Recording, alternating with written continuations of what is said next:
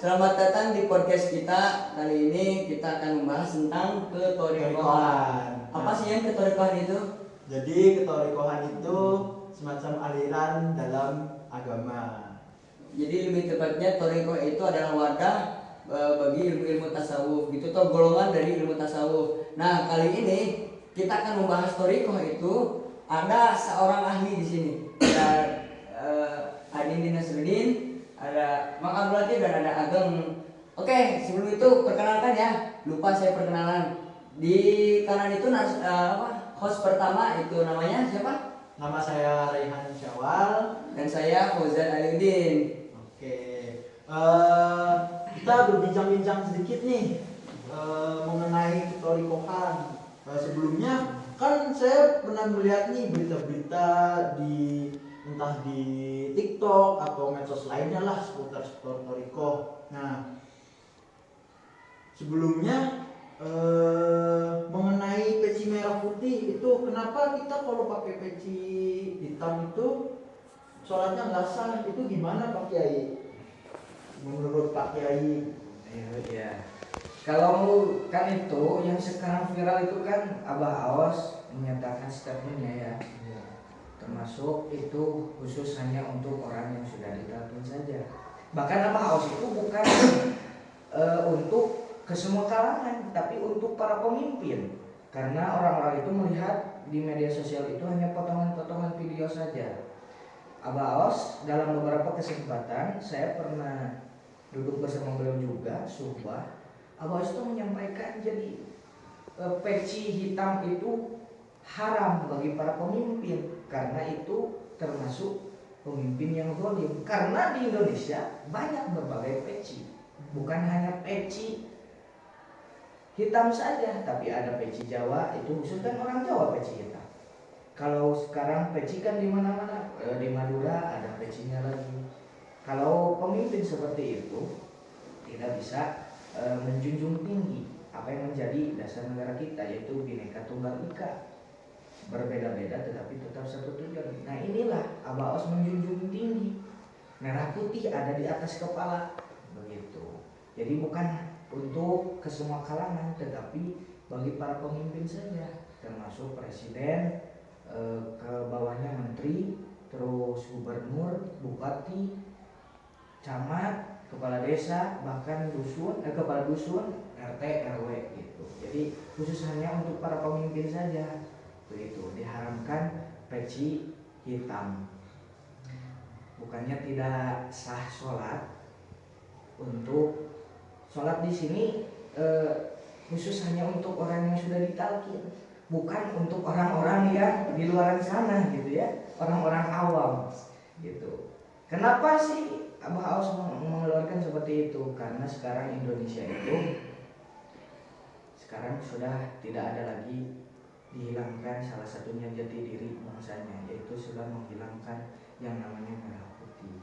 Karena dari berbagai banyak bendera-bendera selain bendera merah putih gitu. Terima kasih penjelasannya. Untuk narasumber kedua, Mas Ageng, itu gimana mengenai viralnya peci merah putih itu? Ya, kalau menurut saya ya, dalam statement pemerintah Abah Aos itu sebenarnya itu tuh untuk menanamkan rasa nasionalisme terhadap pimpinan negara kita sendiri gitu. Ya. Cuman kenapa banyaknya kontroversi di luar sana? Karena bahasa beliau itu bahasa orang tasawuf itu susah dimengerti sama orang-orang syariat gitu, secara tidak langsung gitu ya. Sedangkan sekarang itu adanya media sosial, di bagaimana ketika kita memberi informasi, jadi begitu cepat dan banyak konsumsi publik yang bukan kalangan torikoh. Nah, jadi mengenai statement pengeresah Abah Aos pasti pro kontra gitu. Kontra karena apa? Karena orang-orang itu belum mengenal siapa Abah Aos, belum paham secara langsung arti dan makna kata kalam tersebut yang disampaikan oleh para sahabat. Belum lagi juga yang dibicarakan kayak gini ya, banyak clipper gitu ya, makanya orang secara apa ya, secara ilmiah itu udah dijelaskan oleh saudara Adindin gitu. Jadi itu ya udah banyak lah tadi dijelaskan, dipaparkan. Nah saya ya sebagai saya nih, kita kalangan ikhwan ya, mahasiswa gitu, kita harus bisa, kalau kata saya kita harus bisa membedakan mana apa ya, kita harus bisa memfilter, kata saya, memfilter bagaimana ikhwan itu apa ya, membuat video untuk men-share ke sosial media itu, memposting segala macam itu. Kalau emang dia bisa ngasih penjelasan yang secara detail, boleh saja. Tapi dia ada resikonya, pasti banyak yang komen negatif, bahkan kata-katanya menyakiti. Siapa sih yang gak sakit hati ketika guru kita jelek atau segala macam? Apa mentalnya udah kuat gitu kan? Kita harus bisa gitu, dari situ kita harus bisa menerima resikonya.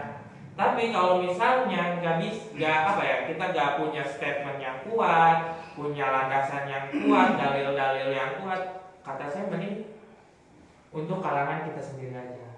Karena sekarang banyak sekali buzzer-buzzer di luar sana. Jadi dijadikan alat untuk viral gitu. Jadi sekarang diklip, bahasanya Abaos haram pakai peci merah putih, peci hitam. Sudah sampai situ saja. Tidak sampai dijelaskan kelanjutannya. Pengarsa Abaos menjelaskan kenapa haram pakai peci hitam. Kan kalau diklip kayak gitu kan orang jadi cepat viral gitu kan. Dapat duit juga. Nah, sekarang PR-nya kita tuh harus bisa memfilter yang seperti itu gitu. Jadi media-media ikhwan itu harus bisa kita kelola, harus nyaman gitu. Harus ada akun khusus gitu.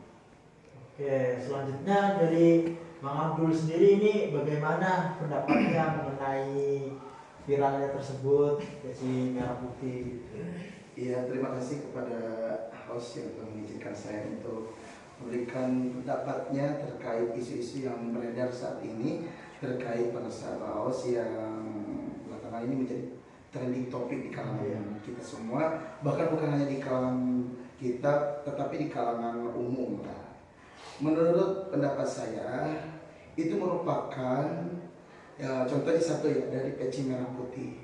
Itu merupakan suatu pondasi kalau menurut saya yang mungkin semua orang belum tahu maknanya. Kan kita itu di bidang Toriko udah tahu bahwa peci merah putih itu mempunyai arti atau makna tersendiri. Kalau merah berarti itu dikir jahat, kalau putih berarti dikir hobi. Kenapa Pak Sabah bilang bahwa haram memakai peci hitam? Karena itu merupakan statement pengesabah yang harus kita benar-benar gali. Kenapa harus mewajibkan peci merah putih? Karena dikir jahat dan dikir hobi itu harus ditanamkan di semua orang, termasuk kepada pemimpin. Karena pemimpin itu merupakan sebagian dari kuatnya dalam negeri ini. Kiwamu dunia bi arba'ati asya'a. Awaluha bi ilmil ulama. Jadi ada 4 yang menopang berdiri kokohnya suatu negara. Yang pertama, awaluha bi ilmil ulama, ilmunya para ulama. Ketika guru kita menyampaikan statement seperti itu memondasi diri kita melalui keilmuan guru kita. Nah, kita sebagai muridnya harus turut dan patuh. Ketika ada yang mengganggu, nah kita harus siap membentengi dengan dengan ilmu-ilmu kita, dengan pemahaman kita, supaya lebih bisa dimengerti. Wasania bi'adnil umaro. Ya, yang kedua ini yang paling penting, bi'adnil umaro, pemimpin yang adil. Dan yang ketiga, wasalisuha bisa khawatil agniya, adil. Yang ketiga itu dermawannya para orang-orang agniya gitu. Yang keempat, wabiuha bidu'ail fuqara. Jadi doa-doanya yang akhir itu salah satu 4 yang menopang berdirinya agama dan negara. Nah, guru kita itu menyampaikan tentang peci merah putih itu, kita harus benar-benar sadar bahwa itu merupakan suatu fondasi pertama untuk hati kita. Karena ketika hati kita baik, semua pekerjaan kita akan baik. Ketika hati kita jelek, maka perbuatan kita akan jelek. Jadi kalau menurut saya itu ketika mewajibkan pakai peci merah putih itu saking sayangnya guru kita kepada kita supaya kita bisa membentengi hati kita dengan zikrullah. Masya Allah. Oke. Gimana brother? Ada kesimpulan-kesimpulan nggak dari pemateri atau narasumber-narasumber yang saya kita datangkan? Jadi kesimpulannya yang tadi saya ambil dari saudara Dindin, dari saudara Ageng, dari saudara Abdul Latif itu, jadi kita itu sebagai ikhwan atau sebagai murid-muridnya pengasah Abah Aos itu untuk bisa memfilter lagi atau bisa mempertimbangkan untuk memposting video-video pengasah Abah gitu, karena kan jadi takutnya ada mafhum mukhalafah di dalamnya atau perbedaan pendapat. Jadi karena kan biasanya itu kebanyakan kalau misalkan thariqah itu agak bertentangan dengan yang namanya fikih atau dengan syariat, makanya harus ada pertimbangan untuk memposting dan mengupload video pengasah tersebut. Jadi masyarakat harus lebih berhati-hati ya. Terlebih lagi kan banyak buzzer-buzzer kiper ya yang ambil cuan doang gitu. Jadi mumpung adanya viral nih, malam Abah gini, kita viralin nih, dapat duit, nah kan gitu ya. Gitu ya. Kesempatan. Jadi untuk masyarakat di luar sana tuh kita tuh harus tahu latar belakangnya dulu, mencari informasi tersebut, jangan asal percaya, asal menjudge atau apapun itulah. Mungkin sekian dari kita semua. Oke, kurang lebihnya mohon maaf Bila ada kesalahan dan bila ada pertanyaan-pertanyaan lainnya dari kalian-kalian yang menonton bisa tulis di kolom komentar ya. gitu. Sekian dari kami. Assalamualaikum warahmatullahi wabarakatuh.